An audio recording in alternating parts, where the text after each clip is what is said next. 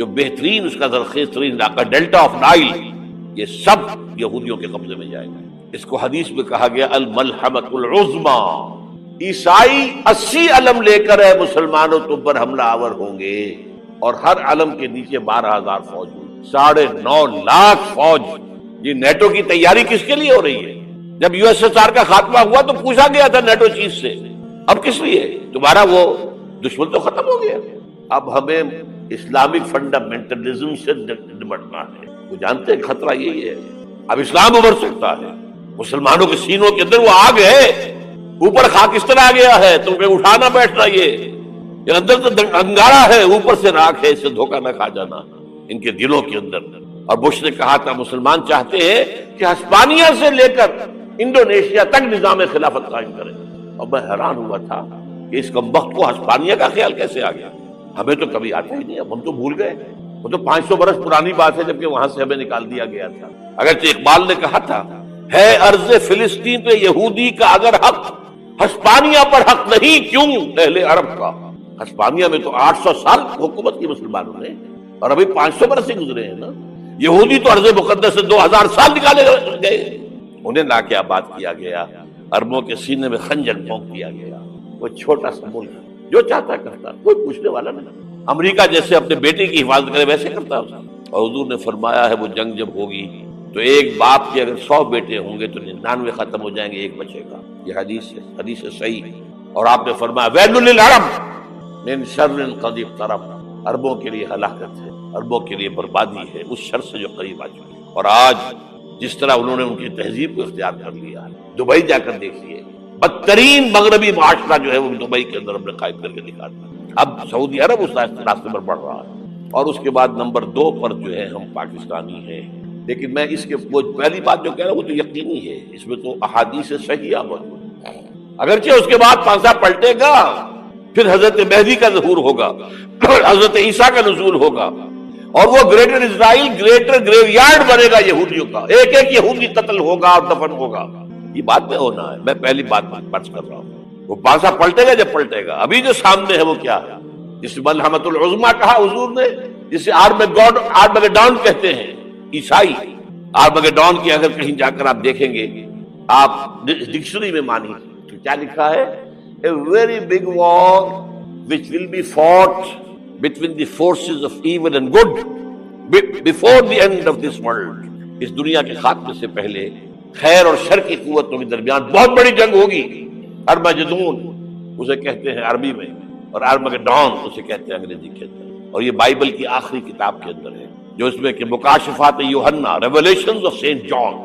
یہ تو میں کہہ رہا ہوں یقین کے ساتھ، اور زیادہ دور نہیں ہے، آیا چاہتا ہے۔ اس لیے کہ یہودیوں کا اور عیسائی جو کنزرویٹوز ہیں، نیو کنزرویٹوز، ان کا 5 نکاتی ایجنڈا ہے متفق علیہ، جس کے تحت یہ جنگ صلیبی شروع کی گئی ہے۔ تو سن لیجئے آپ، آرمگیڈون نمبر 1، گریٹر اسرائیل قائم ہو جانا اس کے نتیجے میں نمبر 2، مسجد اقصی اور قبۃ الصخرہ کو گرانا نمبر 3، وہاں 3rd ٹیمپل، وہ مسجد جو حضرت سلیمان نے بنائی تھی 1000 قبل مسیح میں، پھر برباد کی تھی نبوکدنضر نے، دوبارہ بنائی گئی، پھر دوبارہ ختم ہوئی 70 عیسوی تک گری پڑی ہے۔ ان کا خانہ کعبہ گرا ہوا ہے 70 عیسوی سے لے کر آج تک۔ ایک دیوار ہے ویلنگ وال، جہاں جاتے ہیں، روتے ہیں، پیٹتے ہیں، ماتم کرتے ہیں، وہاں وہ بنے گا 3rd ٹیمپل۔ اور نمبر 4، اس میں لا کر رکھا جائے گا تخت حضرت داؤد کا۔ یہ تخت کہاں ہے اس وقت؟ یہ لندن شریف کے اندر، جو ان کی پارلیمنٹ کا جو چرچ ہے، ویسٹ منسٹر ایبے، اس میں رکھا ہوا۔ ایک پتھر تھا جس پر بٹھا کر حضرت داؤد کی تاج پوشی ہوئی، پھر حضرت سلیمان کی ہوئی، پھر وہ پتھر رکھ دیا گیا جب حضرت سلیمان نے بنایا ہیکل مسجد اقصی، وہاں رہا وہ۔ ہر بادشاہ جو تھا یہودی اسی کے اوپر بٹھا کر اس کی تاج پوشی ہوتی تھی۔ سن 70 میں ٹائٹس نے گرایا اسے، ہیکل کو، وہ پتھر لے گیا، وہاں سے روم گیا، روم سے آئرلینڈ گیا، آئرلینڈ سے اسکاٹ لینڈ آیا، اسکاٹ لینڈ سے انگلینڈ آیا، اور اب وہ رکھا ہوا ہے 14ویں صدی عیسوی سے آج تک۔ وہ ویسٹ منسٹر ایبے میں رکھا ہوا، ایک کرسی کی سیٹ میں اسے بنا دیا گیا ہے تخت کی شکل۔ اب انگریزوں میں کوئی ملکہ ہو، کوئی بادشاہ ہو جس کی بھی تاج پوشی ہونی اس میں ہوگی، یہ لا کر رکھا جائے گا 3rd ٹیمپل میں۔ اور اس پر یہودیوں کے خیال کے مطابق ان کا مسیحا آئے گا جو مسیح دجال ہوگا، عیسائیوں کے خیال کے مطابق حضرت عیسیٰ آئیں گے، وہ ہمارا بھی خیال ہے حضرت عیسیٰ آئیں گے علیہ السلام۔ بہرحال یہ تو بعد کی باتیں ہیں نا، اس وقت جو میں عرض کر رہا ہوں عربوں پر بہت بڑا عذاب، اور پاکستان کا معاملہ البتہ یہ ہے، میں یقین سے نہیں کہہ سکتا، ہینگنگ ان دی بیلنس، ہو سکتا ہے اللہ تعالیٰ ہم پر رحم فرمائے، ہو سکتا ہے اگرچہ اسی پہ شرائط ہوں۔ چمن کے مالک اگر بنا لے موافق اپنا شعار، اب بھی چمن میں آ سکتی ہے پلٹ کر چمن سے روٹھی بہار، اب ہو سکتا ہے۔ اور یہ بھی ہو سکتا ہے کہ اللہ تعالیٰ نے موجزانہ طور پر ہمیں ملک دیا، ہم نے اللہ سے بدعہدی کی، وعدہ خلافی کی، غداری کی، لہذا سزا دی جائے اور ہم سے یہ ملک چھین لیا جائے۔ اٹس جسٹ پاسبل، دور نہ سمجھے اسے، انہونی بات نہ سمجھے۔ جو گھیراؤ ہو رہا ہے آپ کے مغرب میں نیٹو فورسز اور مشرق میں بھارتی فورسز گدھوں کی طرح بیٹھے ہوئے انتظار کر رہے ہیں پاکستان اور ڈسٹیبلائز ہو جائے، یہاں اور بدامنی ہو جائے۔ اب لاہور میں پھر آج دھماکے ہو گئے ہیں، 2 دن پہلے کا دھماکہ میں سہ کے آیا ہوا ہوں، آپ کے سامنے بیٹھا ہوں، وہ جانے بچی ہی نہیں۔ جو ہماری اکیڈمی کا حشر ہوا وہ تو میں آپ کو نہیں بتا سکتا۔ یہ سارا کیوں ہو رہا ہے؟ تاکہ یہاں کبار پڑا تھا آپ کے چہرہ مبارک، یہ جو رخسار کی ہڈی ہے اس کے اندر وار گیا ہے، اوپر خود کی 2 کڑیاں تھیں وہ اس میں گھس گئیں، 2 دندان مبارک شہید ہوئے۔ وہ خود کی کڑیاں ایک صحابی نے اپنے دانتوں سے پکڑ کے کھینچنے کی کوشش کی، دانت نکل گئے، وہ نہیں نکلی، کیا جتن کر کے نکالی گئی ہوگی تو خون کا فوارہ آیا، اتنا خون گیا ہے کہ آپ بے ہوش ہو گئے، گر گئے، اور مشہور یہ ہو گیا کہ آپ کا انتقال ہو گیا، شہادت ہو گئی۔ یہ سیرت کبھی پڑھی ہے؟ حضرت عائشہ کے ہوش کا تو یہی دور تھا نا، یوم طائف میں جو آپ کیا تھی، بچی تھی، انہیں کیا پتا کیا ہو رہا ہے حضور کے ساتھ۔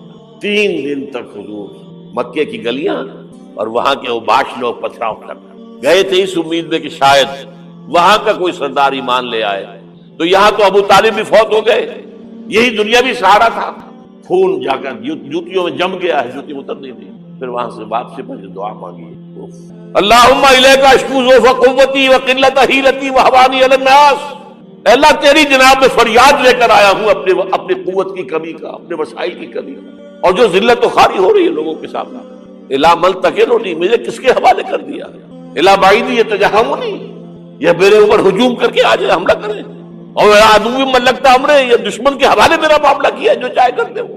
لیکن پھر عبدیت غالب آتی، ان لم یکن علی غضبک فلا ابالی، اے اللہ اگر تو ناراض نہیں ہے تو مجھے کوئی پرواہ نہیں، سر تقسیم خم ہے جو مزاج یاد ہے، مجھے اندیشہ یہ ہے کہ تو ناراض تو نہیں ہوئی۔ یہ تکلیفیں جھیلی ہے، سینکڑوں صحابہ نے جانوں کا نذرانہ پیش کیا، احزاب کی جنگ میں فاقوں پر فاقے ہو رہے تھے، اور ان فاقوں کی حالت میں خندق کھودنے کا حکم ملا ہے، لوگوں کی کمریں دوہری ہو رہی ہیں، پتھر باندھے ہیں اپنے پیٹوں سے اپنی چادروں کے ساتھ کس کر، قبر دوہری نہ ہو جائے۔ اور جب صحابہ کدالیں چلا رہے ہیں تو کیا کہہ رہے ہیں؟ نحن الذین بایعوا محمدا علی الجہاد ما بقینا ابدا، اللہم لا عیش الا عیش الاخرہ۔ صحابہ کہتے تھے ہم وہ لوگ ہیں جنہوں نے محمد سے بیعت کی ہے کہ جہاد کرتے رہیں گے جب تک جان میں جان نکل جائے تو بات اور جان ہے، چاہے ابھی بھوک سے کمر دوڑی ہوئی جا رہی، جان تو ہے۔ اور ایک دفعہ کہتے تھے اللہم لا عیش الا عیش الاخرہ، اللہ عیش زندگی تو آخرت کی زندگی ہے۔ اور حضور فرماتے تھے، حضور کے بیٹھے ہوئے نہیں تھے گاؤں تک کیا لگا کر پتھر اٹھا کر خندق میں سے لے جا کر باہر پھینک رہے تھے۔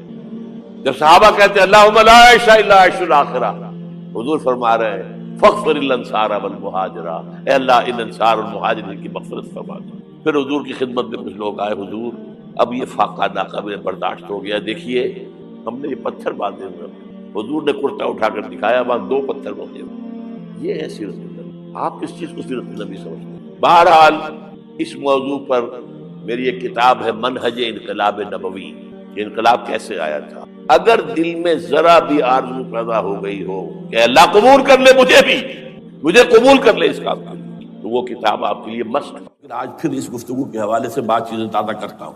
اس وقت عالمی سطح پر یہودی جمع عیسائی بریکٹ میں کر لی، اور امریکہ جمع یورپ یہ بریکٹ میں کر لی، ان کا اندر معاملہ کیا ہے؟ اصل جو ہے اس میں پیچھے مائنڈ ہے، ماسٹر مائنڈ، سازشی ذہن، وہ یہود کا۔ باقی عیسائی آلہ کار بن گئے ہیں۔ جو 100% آلہ کار ہے یہود کا وہ پروٹیسٹنٹس ہیں۔ پروٹیسٹنٹزم یہود ہی نے پیدا کرایا تھا، یہود ہی نے یورپ کے اندر سود کا رواج شروع کروایا، ورنہ سود حرام تھا وہاں پر بھی، یوزری بھی اور کمرشل انٹرسٹ بھی، دونوں حرام تھے، یہ یہودیوں نے کروایا۔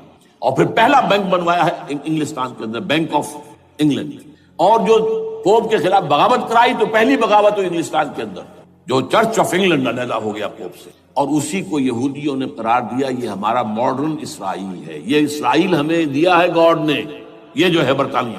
اس کے کچھ عرصے کے بعد یہی جو ہے ایکسوڈس ہوا ہے اور وہ امریکہ میں جا کے آباد ہوئے، لہذا امریکہ کو بھی جیوز نے کہا ہے دس از اندر اسرائیل، یہ ہے ہمارے اصل اسرائیل، ماڈرن اسرائیل یہ ہے۔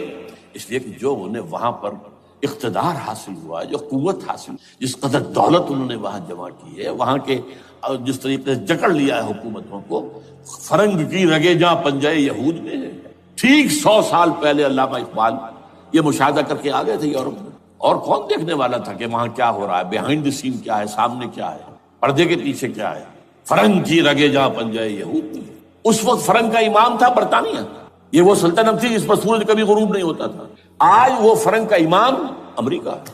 افغانی یہ برطانیہ تو اب وہ جو ایک نظم ہے کہ بچپن میں پڑھی تھی، London bridge is going down going down going down, اس کی مثال ہے۔ برطانیہ کی کوئی حیثیت ہی نہیں، ورلڈ پاور کی حیثیت نہیں ہے، وہ تو چھوٹا بھائی اس نے بنا رکھا امریکہ نے اپنا، تو اس حیثیت سے جو ہے اس کی کوئی حیثیت ہے، ورنہ کوئی اور حیثیت نہیں۔ بہرحال ان دونوں میں یہ ہے کہ پیچھے ماسٹر مائنڈ، سازشی ذہن، پلاننگ، اسکیم ساری یہودیوں، اعلی کار امریکہ سب سے بڑھ کر، اس کے بعد برطانیہ، اور اس میں اصل پروٹیسٹنٹس، ان میں بیپٹسٹ، ان میں اس سے بھی آگے بڑھ کر ایونجلسٹ، جن کو کہتے ہیں بورن اگین کرسچنز، جن کو کہتے ہیں نیو کنزرویٹو کرسچنز، یہ تمام اصطلاحات آپ اخبارات میں پڑھتے ہوں گے، ان کو گروپ کرنا، یہ اصل اعلی کار۔ ان کو ایک نیا نام دیا گیا ہے کرسچین زائنسٹ۔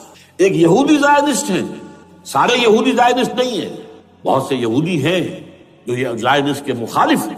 چنانچہ میری ہیوسٹن میں ملاقات ہوئی تھی ڈاکٹر وشو گراڈ، بہت بڑا پروفیسر ایمیریٹس یہودی، لیکن یہ کہ اس نے کہا، بڑے اجتماع میں کہا، ہمارا اجلاس تھا وہاں پر، ہم نے یہ جو ہے بلایا تھا ایک یہودی، ایک عیسائی اور ایک مسلمان، تینوں جو ہے وہ تقریریں کریں۔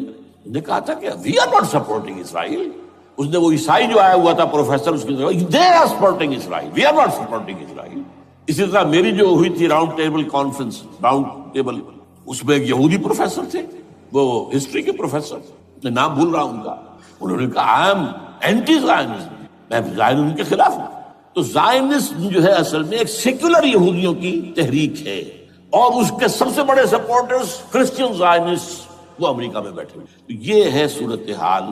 یہ جان لیجئے کیتھولکس جو ہیں یہ اتنے پرو یہودی نہیں ہیں، اب رفتہ رفتہ وہ بھی اس کے اندر آ کر شامل ہو گئے۔ یورپ جو ہے زیادہ Catholics, Roman Catholics, Roman Catholics کا یہ بھی آپ نے جملہ پڑھ سنا ہوگا کہ یہ جو ترکی جو ہے ہمارا ملک، یہ جو کوشش کرتا رہتا ہے گھسنے کی یورپین یونین کے اندر، تو ایک دفعہ جان شراق نے کہا تھا، بڑا پیارا جملہ تھا، Why doesn't Turkey understand that we are a Christian club؟ یہ ہماری جو یونین ہے یورپین، یہ تو کرسچین کلب ہے، وہ مسلمان ہے، وہ کس وجہ سے آنا چاہتا ہے بندہ، کیوں تو خود داخل ہونا چاہتا ہے؟ Why doesn't Turkey understand that we are a Christian club؟ لیکن یہ ہے رومن کیتھولکس، اور ان کا میں بعد میں آپ کو بتاؤں گا۔ یہی آپ کو معلوم ہے کہ یورپ نے عام طور پر اسرائیل کا اتنا ساتھ نہیں دیا جتنا جو امریکہ دیتا رہا ہے، اور کسی درجے میں ان کے دلوں میں سافٹ کارنر جو ہے عرب فلسطینیوں کے لیے بھی رہا۔ یہ معاملہ ایران کے بارے میں بھی رہا ہے، جس قدر اسٹرانگ ایکشن امریکہ لینا چاہتا ہے، یہ جو ہے اس کے ساتھ نہیں ہے۔ یہ دونوں سا فرق ہے، وہ میں اس کا ایک بنیاد بعد میں بتا دوں گا آپ کو۔ بہرحال ان کا ایک جو ایجنڈا ہے وہ دو، سمجھیے کہ دو اس کے نکات ہیں، دو رسیوں کے مانند یہ آپس میں بٹا ہوا ہے۔ پہلا، عالم اسلام کے مادی اور مالیاتی وسائل، خصوصاً تیل پر قبضہ، یہ ان کا دنیاوی اعتبار سے، دولت کے اعتبار سے، وسائل کے اعتبار سے اس وقت کا ایجنڈا ہے۔ ویسے تو اس سے اوپر وہ چاہتے ہیں پوری دنیا پر، وہ تو بات کی بات ہے، لیکن ابھی نہ وہ روس کو چھیڑ رہے ہیں نہ چین کو چھیڑ رہے ہیں۔ چین تو ان کا سب سے بڑا جو ہے بزنس پارٹنر ہے، سب سے بڑا، اور چین کو رفتہ رفتہ وہ اپنی لائن پر لا رہے ہیں۔ اب تو صرف یہ کہ وہ ایک پارٹی گورنمنٹ وہاں رہ گئی ہے جو کہ کمیونزم کے دور کی یادگار ہے، باقی ان کی جو اکانومی ہے وہ تو آ چکی ہے اسی رخ کے اوپر جو یورپ کی ہے، مغرب کی ہے۔ نمبر دو ایجنڈا کیا ہے؟ دنیا میں کہیں بھی اسلام کے بحیثیت ایک نظام زندگی ظاہر ہونے کا کوئی موقع نہیں دینا۔ We have to nip the evil in the bud at any cost۔ یہ ان کے ایجنڈے کا دوسرا، یہ دو ہے انٹرٹوائنڈ، جیسے آپ لڑیوں کو بٹ دے کر رسی بناتے ہیں، ایسے یہ دو لڑیے ہیں۔ اسلام کا پولیٹیکل سوشو اکنامک سسٹم کہیں نہ آ جائے، ہو نہ جائے آشکارا شر پیغمبر کہیں، یہ ابلیس نے کنکلوڈ کیا ہے۔ وہ جو ابلیس کی مجلس شورا ہے، ہو نہ جائے آشکارا شر پیغمبر، کہیں ایسا نہ ہو کہ پیغمبر کی شریعت دنیا کے سامنے آ جائے، پیغمبر کا نظام آ جائے۔ الحذر، آئین پیغمبر سے 100 بار الحذر، حافظ ناموس زن، مرد آزما مرد آفری، یہ معاشرتی نظام ہو گیا۔ موت کا پیغام ہر نوع غلامی کے لیے، نہ کوئی فخور و خاکہ، نہ گدائے رہنشی، یہ سیاسی نظام آ گیا، اور کرتا ہے دولت کو ہر آلودگی سے پاک و صاف، منعموں کو مال و دولت کا بناتا ہے امین۔ تم دولت کے امین و مالک نہیں ہو، اور اس سے بڑھ کر اور کیا فکر و عمل کا انقلاب، بادشاہوں کی نہیں اللہ کی ہے یہ زمین، ان الارض للہ، یہ نظام کہیں نہ آ جائے، یہ ہے جس پہ کہ وہ خطرہ محسوس کر رہا تھا۔ اور اس کے بعد یہ کہتے ہیں یہ تو تھا عصر حاضر کے تقاضے، لیکن یہ کہ صورتحال کیا ہے، ہو نہ جائے آشکارا شر پیغمبر کہیں ہے یہی، یہ معاملہ اس طرح رکھو کہ خود مومن ہے محروم یقین، یہ غنیمت ہے کہ خود مومن ہے محروم یقین۔ ہمیں اگر کوئی سہارا ملتا ہے تو اس سے کہ مومنوں کو بھی، نام نہاد مسلمانوں کو بھی اپنے اس نظام پر یقین نہیں، وہ نماز پر یقین رکھتے ہیں، روزے پر رکھتے ہیں، زکوٰۃ کو بھی جو بھی اللہ تعالیٰ جس کو توفیق دیتا ہے، حج کرتے ہیں، عمرے کرتے ہیں، یہ ہے سب، لیکن یہ کہ یہ غنیمت ہے، چشم عالم سے رہے یہ پوشیدہ یہ آئین تو خوب۔ وہ ابلیس کہتا ہے کہ یہ آئین چشم عالم سے پوشیدہ رہنا چاہیے، یہ غنیمت ہے کہ خود مومن ہے محروم یقین۔ ہمارے لیے جو ہے اگر کوئی سانس لینے کی جگہ ہے تو وہ یہ ہے، حوصلہ افزائی اگر ہے تو اس میں ہے کہ خود مومن محروم یقین، اس کے سامنے وہ راستہ ہے ہی نہیں۔ اب لیجئے یہودیوں کے ایجنڈے کو میں تجزیہ کر رہا ہوں۔ سب سے پہلے World Bank, IMF، globalization, TRIPS, ان تمام ہتھ کنڈوں کے ذریعے عالمی مالیاتی استعمار جو بظاہر امریکہ کا ہوگا حقیقتاً یہود کا ہوگا۔ یہودیوں کے نزدیک پوری نوع انسانی حیوانوں کے مانند ہے، they are not human beings, they are goyams, they are gentiles، یہ انسانی شکل میں حیوان ہیں، اور جیسے حیوانوں کو ایکسپلائٹ کرنا، استعمال کرنا انسانوں کا حق ہے، گھوڑے کو آپ باندھتے رہے ہیں نا ٹانگے کے آگے، اور بیلوں سے آپ ہل جتواتے رہے ہیں، تو جیسے یہ حق ہے ایسے ہمارا حق ہے پوری دنیا کے جو ہے وسائل ان کو کھینچے۔ ہاں جیسے گھوڑے اور بیل کو بھی کچھ نہ کچھ دانا تو ڈالنا پڑتا ہے، چارہ تو دینا پڑتا ہے، تو ان کو بھی کچھ دو۔ یہ پوری نوع انسانی ورکرز بن کر رہ جائے، حیوان بن جائیں، بالکل شہوت کے غلام بنا دو انہیں، اخلاقی اقدار کا بیڑا غرق کر دو، خاندانی نظام کو تہوبارہ کر دو۔ یہ باقاعدہ جو protocols of the elders of the Zion تھے ان سب میں موجود ہے، لکھا ہوا، جو 1897 میں انہوں نے پاس کیا اپنا پروگرام، بیسل میں، سوئٹزرلینڈ کا ایک شہر ہے۔ Protocols of the elders of the Zion, ان کو حیوان بنا دو، بس حیوانوں سے کام لیتے رہو۔ ان کے قول و عمل میں تضاد ہے تو ظاہر بات ہے کہ امت پھر کیا کرے گی، کچھ نہیں کر سکتی، بلکہ اس کے ذریعے سے کوئی خیر تو وجود میں نہیں آ سکتا، ہو سکتا ہے کہ کوئی شر پروموٹ کر دے۔ اس لیے پہلا نقطہ یہ ہے افراد کی تیاری، دوسرا نقطہ ہوگا ان افراد کو باہم جوڑنا تاکہ وہ ایک بنیان مرصوص بنے، ایک جماعت بنے، ایک جمعیت بنے، ایک قوت بنے۔ تیسرا نقطہ ہوگا کہ اس قوت اور اس جماعت اور اس جمعیت یا جو اجتماعیت وجود میں آتی ہے، اس کے کرنے کے کام کیا ہے، یہ کاہے کے لیے کوشاں ہوگی، کس کام کے لیے محنت کرے گی۔ تو پہلا نقطہ ہے یا ایھا الذین آمنوا اتقوا اللہ حق تقاتہ ولا تموتن الا وانتم مسلمون۔ اے ایمان کے دعوے دارو، اے ایمان لانے والو، اللہ کا تقوی اختیار کرو جتنا کہ اس کے تقوی کا حق ہے، اور ہرگز مت مرنا مگر فرما برداری کی حالت میں، ولا تموتن، ہرگز مت مرنا، الا وانتم مسلمون، مگر اس حال میں کہ تم مسلم ہو، فرما بردار۔ یہ آیت جیسا کہ میں نے بارہا کہا ہے، چونکہ یہ نکاح کے خطبے میں بھی شامل ہے، تو بہت سے مواقع پر نکاح کے خطبے کی جب میں وضاحت کرتا ہوں تو وہاں بھی اس کی کچھ نہ کچھ وضاحت ہوتی ہے۔ میرے مطالعے میں آج تک بھی میں یہ کہہ رہا ہوں کہ آج تک کے مطالعے میں بھی یہ آیت قرآن مجید میں سب سے زیادہ تاکیدی آیت ہے، سب سے گاڑھی آیت ہے تقوی کی تاکید پر، اس لیے کہ جو الفاظ یہاں استعمال ہوئے ہیں اس کو سن کر واقعتاً اور بجا طور پر صحابہ گھبرا گئے۔ اللہ کا اتنا تقوی اختیار کرو جتنا کہ اس کے تقوی کا حق ہے، گھبرا گئے۔ اللہ کا حق تقوی اے نبی کون ادا کر سکتا ہے؟ حاضر ہوئے حضور کے پاس اور اپنی اس تشویش کا اظہار کیا۔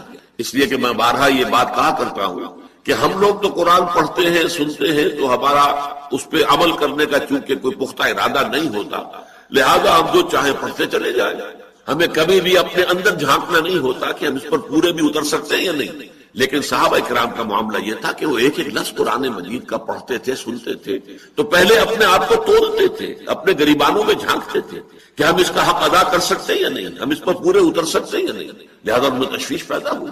کہ جب حضور صلی اللہ علیہ وسلم کا اپنا عالم یہ ہے کہ آپ فرمایا کرتے تھے کہ پروردگار ما عبدنا کا حق کا عبادت ہے وما عرفنا کا حق کا معرفت ہے، اے اللہ ہم تیری بندگی اور تیری عبادت کا حق ادا نہیں کر پائے جتنا اور جیسا کہ تیری بندگی اور عبادت کا حق ہے، اور اے اللہ ہم تجھے نہیں پہچان پائے جیسے کہ تجھے اور جتنا تجھے پہچاننے کا حق ہے۔ تو یہ اللہ کا تقویٰ جو ہے، جتنا کہ اللہ کا تقویٰ کا حق ہے، کس کے لیے ممکن؟ لیکن یہ کہ اس کے بعد جب سورۃ تغابن کی آیتیں نازل ہوئی، فاتقوا اللہ ما استطعتم، تو اللہ کا تقویٰ اختیار کرو جتنا بھی تمہارے حد امکان میں، تو پھر صحابہ کرام کی جان میں جان آئی کہ ہاں یہ تو ہم کر سکتے ہیں، اپنی سی استطاعت، اپنی استعداد کی حد تک جو ہے اللہ کے تقویٰ کا حق ادا کرنا، اس کی ہم کوشش کریں گے۔ لیکن یہ کہ حق کا تو قاطعی یہ تو تقریباً ناممکن ہے، لیکن جب ایمفیسائز کرنا ہوتا ہے کسی بات پر، زور دینا ہوتا ہے، اس کی اہمیت کو زیادہ واضح کرنا ہوتا ہے، تو پھر یہ اسلوب اختیار کیا جاتا ہے کہ یا ایھا الذین آمنوا اتقوا اللہ حق تقاتہ ولا تموتن الا وانتم مسلمون۔ اس آیت کا یہ دوسرا ٹکڑا جو ہے یہ بھی بالکل ہم وزن ہے پہلے ٹکڑے کے، لیکن ہمارے ذہنوں میں تصور جو قائم ہے، مسلمان کسے کہتے ہیں؟ ایک اصطلاحی مسلمان ہوتا ہے کہ جو وہ اللہ تعالیٰ کی توحید کا اور محمد کی رسالت کا اقرار کرتا ہے، دین کی بنیادی جو تعلیمات ہیں ان سب کو تسلیم کرتا ہے، مانتا ہے، آمنت باللہ کما ہوا باسمائہ و صفاتہ و قبلت جمیع احکامہ اقرار باللسان و تصدیق بالقلب۔ وہ تصدیق قلبی ہے یا نہیں، لیکن زبان سے اقرار کر رہا ہے۔ آمنت باللہ و ملائکتہ و کتبہ و رسلہ والیوم الآخر والقدر خیرہ و شرہ من اللہ تعالی والبعث بعد الموت۔ اب جو شخص اقرار کر رہا ہے اشہد ان لا الہ الا اللہ و اشہد ان محمد رسول اللہ، وہ مسلمان ہے۔ نماز پڑھتا ہے تب بھی مسلمان ہے، نہیں پڑھتا تب بھی مسلمان ہے، اسے آپ فاسق کہیں گے، فاجر کہیں گے۔ زنا کرتا ہے تب بھی مسلمان ہے، حالت زنا میں بھی مسلمان ہے، اور زنا کرنے کے بعد بھی مسلمان ہے۔ قانونی طور پر گناہ کبیرہ جو ہے اس سے بھی کوئی شخص کافر نہیں ہوتا، گناہ کبیرہ پر بھی یہ بالکل صحیح بات ہے۔ جو الفقہ الاکبر جو کتاب ہے، جو تالیف ہے امام اعظم امام ابو حنیفہ رحمۃ اللہ علیہ کی، اس کا یہ مسئلہ بالکل صحیح ہے، 100%۔ گناہ کبیرہ سے بھی کوئی مسلمان کافر نہیں ہوتا، لیکن اس گناہ کی حالت میں وہ اس طرح کا مومن بھی نہیں رہتا جیسا کہ مومن اسے ہونا چاہیے، اس کا دل میں وہ ایمان پختہ نہیں رہتا اس وقت۔ اگر وہ ایمان پختہ ہو تو گناہ کا کیسا صدور ہوگا؟ یقین ہو کہ اللہ ہے اور مجھے دیکھ رہا ہے اور مجھے مر کر اس کے حضور میں حاضر ہونا ہے، تو کیسے وہ اللہ کے کسی حکم کو توڑے گا؟ تو جہاں تک حقیقی ایمان کا تعلق ہے، حقیقی ایمان حقیقی اسلام ایک ہی بات ہے، اور قانونی ایمان قانونی اسلام ایک دوسری بات ہے۔ قانون ہر شخص مومن ہے ہم میں سے، لیکن کتنا کچھ ایمان ہمیں واقعتاً حاصل ہے، اب یہ ہر شخص اپنے گریبان میں جھانک کر خود دیکھ سکتا ہے۔ اس لیے اگر یہ سمجھا جائے کہ مت مرنا مگر مسلمان تو مر رہے ہیں، سب دن رات جو مسلمان مر رہے ہیں وہ حالت اسلامی میں مر رہے ہیں، ان کی جا کر ہم نماز جنازہ پڑھتے ہیں، انہیں دفن کرتے ہیں، ان کی تدفین ساری ایک مسلمان کے انداز میں ہوتی ہے۔ یہ مطلب یہاں نہیں ہے، یہاں پر لفظ مسلم کا مطلب یہ ہے کہ واقعتاً فرما بردار۔ مسلم کسے کہتے ہیں؟ جس نے کہ اللہ تعالیٰ کے احکام کی مخالفت ترک کر دی، جس نے کہ ڈھال رکھ دی ہو، جو اللہ تعالیٰ کے سامنے سرنڈر کر چکا ہو۔ چمی گویم مسلمانم بے لرزم کہ دانم مشکلات لا الہ رہا۔ علامہ اقبال کہتے ہیں کہ جب میں یہ کہتا ہوں کہ میں مسلمان ہوں تو مجھ پر تو لرزہ طاری ہوتا ہے، اس لیے کہ میں جانتا ہوں کہ مسلمان ہونے کے معنی کیا ہے۔ یہ لا الہ کہہ دینا آسان ہے، اس کو پورا اترنا بہت مشکل ہے۔ لہذا مت مرنا مگر فرما برداری کی حالت میں۔ اب اس کا آپ تجزیہ کیجیے، کس کو معلوم ہے کہ موت کب آئے گی؟ کسے یقین ہے کہ ابھی 2 گھنٹے ہیں موت کے آنے سے پہلے، میں شراب پی کر چند گھنٹے میرے پاس ہے، نشہ بھی اتر جائے گا اور میں نشے کی حالت سے نکل آؤں گا اور پھر موت آئے گی؟ کسی کو معلوم ہے؟ کیا پتا کہ اہم کسی گناہ کے عمل میں انسان ملوث ہو اور اسی وقت اس کی جو جان ہے وہ فرشتہ آ کر نکال لے، تو کس حالت میں اس کی موت واقع ہوئی؟ وہ مسلمان تو اس وقت نہیں تھا، حقیقتاً مسلمان تو نہیں تھا، قانوناً مسلمان تھا۔ وہ اگر زنا بھی کر رہا تو مسلمان ہے قانوناً، حقیقتاً تو وہ مومن نہیں رہا، حقیقتاً مسلم نہیں رہا، وہ نافرمان ہے، اس وقت فرما بردار تو نہیں ہے، اللہ کے حکم کے خلاف کام کر رہا ہے، اللہ کی اطاعت تو نہیں کر رہا۔ اس اعتبار سے وہ جو احادیث ہیں کہ کوئی شخص لا یزنی زانی ہی نہ یزنی وہو مومن، کوئی زانی حالت ایمان میں زنا نہیں کرتا، ولا یسرق سارق ہی نہ یسرق وہو مومن، اور نہ ہی کوئی چور حالت ایمان میں چوری کرتا ہے، ولا یشرب الخمر حین یشرب وہو مومن، نہ کوئی شرابی حالت ایمان میں شراب پیتا۔ جب یہ کام جو کر رہا ہوتا تو ایمان جو حقیقی ایمان ہے اس کے دل میں موجود نہیں ہوتا، گویا کہ حقیقتاً وہ مسلم نہیں ہے، اس وقت حقیقتاً نہ مومن ہے نہ مسلم ہے، قانوناً مومن بھی ہے مسلم بھی ہے۔ تو یہاں اصل میں حقیقی مراد ہے وَلَا تَمُوتُنَّ إِلَّا وَأَنْتُمْ مُسْلِمُونَ۔ اب جو شخص یہ طے کر لے گا نہیں مروں گا مگر اسلام کی حالت میں، ایک ہی شکل ہے کہ کوئی لمحہ اس کا پوری طرح وہ پہرا دے اپنے ہر لحظے کا، ہر لمحے کا، کوئی لمحہ جو ہے نافرمانی میں بسر نہ ہو، کیا پتہ ہے اسی لمحے موت واقع ہو جائے۔ یہ گویا کہ وہ افراد کی پختگی کے لیے بھی آیت ہے، اتنا تقوی اور فرما برداری اللہ کی، اس درجے کا تقوی، اس درجے کی فرما برداری کی روش انسان میں پیدا ہو جائے، یہ گویا کہ یونٹ بنا اب امت کا۔ جس قدر اس میں پختگی ہوگی، گہرائی ہوگی، ایمان میں، اسلام میں مداومت ہوگی، اتنی ہی گویا کہ در حقیقت یہ اینٹ اب پکی ہے، اس سے فصیل آپ بنائیں گے تو وہ فصیل مضبوط ہوگی، اینٹیں پختہ ہو گئی۔ اب اگلی آیت میں وہ ہے کہ ان اینٹوں کو جوڑا کس چیز سے جائے، وَاعْتَصِمُوا بِحَبْلِ اللَّهِ جَمِيعًا وَلَا تَفَرَّقُوا، اور سب کے سب مل کر اللہ کی رسی کو مضبوطی سے تھام لو اور تفرقے میں مبتلا نہ ہو۔ اب یہ ہے افراد کو جوڑنے والی شے۔ یہاں جو حبل اللہ سے مراد کیا ہے، ظاہر بات ہے کہ اس کی وضاحت کی ضرورت ہے۔ قرآن مجید کا اصول یہ ہے کہ قرآن مجید میں اگر کوئی شے وضاحت طلب محسوس ہو تو ہمیشہ رجوع کرنا چاہیے فرمان نبوی، حدیث نبوی صلی اللہ علیہ وسلم کی طرف، اس لیے کہ اللہ تعالیٰ نے خود فرمایا ہے کہ وہ آپ کا فرض منصبی ہے۔ انزلنا الیک الذکر لتبین للناس ما نزل الیہم، اے نبی ہم نے یہ ذکر آپ پر نازل کیا ہے تاکہ آپ واضح کریں لوگوں کے لیے وہ شے جو ان کے لیے اتاری گئی ہے۔ قرآن محمد کے لیے نازل نہیں ہوا صلی اللہ علیہ وسلم، یہ تو نوع انسانی کی ہدایت کے لیے نازل ہوا، لیکن محمد پر نازل ہوا صلی اللہ علیہ وسلم۔ اب حضور کے دو کام ہیں، ایک اس قرآن کو پہنچا دینا، بلغ ما انزل الیک من ربک وان لم تفعل فما بلغت رسالتہ، ایک ایک حرف اس کا آپ پہنچا دیجئے، اس میں سے کوئی ایک حرف کا ایک شوشے کا کتمان بھی نہ ہو۔ اگر خدا نہ خواستہ بالفرض محال ایسا ہوا تو گویا کہ فریضہ رسالت کی ادائیگی میں کوتاہی شمار ہو جائے گا، لیکن اس کے بعد اگر کہیں وضاحت کی ضرورت ہے تو آپ کا کام ہے اس کی وضاحت کرنا بھی، اس لیے کہ اللہ تعالیٰ نے حضور کو وہ بصیرت بھی عطا کی تھی، مجھے قرآن بھی عطا کیا گیا، وہ اوتی تو قرآن ومثلہ معہ، اور قرآن جیسی اور شے بھی دی گئی ہے۔ وہ اور شے کیا، وہ بصیرت باطنی ہے، وہ اللہ تعالیٰ کی طرف سے الہامات اور القاءات ہیں جو ہوتے تھے محمد رسول اللہ پر، ان کی روشنی میں آپ قرآن مجید کی باتوں کی وضاحت فرماتے تھے۔ تو واعتصموا بحبل اللہ جمیعا، اللہ کی رسی کو مضبوطی سے تھام لو۔ تو اللہ کی رسی سے مراد کیا ہے؟ اس پر اگرچہ مفسرین نے تو بہت سے اقوال نقل کیے ہیں، اسلام ہے، کلمہ طیبہ ہے، بڑا اور چیزیں ہیں، لیکن یہ کہ اس پر حضور صلی اللہ علیہ وسلم کی متعدد احادیث جو ہے اس پر گواہ ہیں کہ آپ نے گویا کہ شرح کی ہے حبل اللہ کی، کہ حبل اللہ کون سی۔ حضرت علی رضی اللہ تعالیٰ عنہ کی روایت ہے، حضور نے فرمایا ایک مرتبہ انہا ستکون فتنۃ، قریب ایک بہت بڑا فتنہ رونما ہوگا۔ حضرت علی فرماتے میں نے عرض کیا کہ اللہ کے رسول مل مخرج منہا یا رسول اللہ، اس فتنے سے نکلنے کا راستہ کون سا ہوگا؟ فرمایا کتاب اللہ، فتنوں سے بچانے والی، اور فتنہ اگر آ جائے تو اس سے نکالنے والی ایک ہی شے، وہ اللہ کی کتاب ہے۔ فیہ ذکر ما قبلکم ونبأ ما بعدکم وحکم ما بینکم وہو الصراط المستقیم وہو الذکر الحکیم وہو حبل اللہ المتین۔ یہ فصاحت و بلاغت نبوی کی ایک بہت اہم مثال ہے۔ یہ حدیث بڑی طویل ہے، تین چار چھوٹے چھوٹے جملے ایک ردیف اور قافیے کے اندر آئے ہیں، بڑے خوبصورت انداز میں۔ یہ وہ اللہ کی کتاب ہے جس میں تم سے پہلی قوموں کا ذکر بھی ہے اور تمہارے بعد آنے والے حالات کا تذکرہ بھی موجود ہے۔ پھر یہ کتاب وہ ہے کہ جو بھی تمہارے مابین اختلافات کا بھی پیدا ہوں گے، ان کا حکم، ان کا فیصلہ بھی اس میں موجود ہے۔ یہی ذکر حکیم ہے، یہی صراط مستقیم ہے جس کی اللہ سے استدعا کرتے ہوئے اہدنا الصراط المستقیم، اور یہی حبل اللہ المتین ہے، یہی ہے اللہ کی مضبوط رسی۔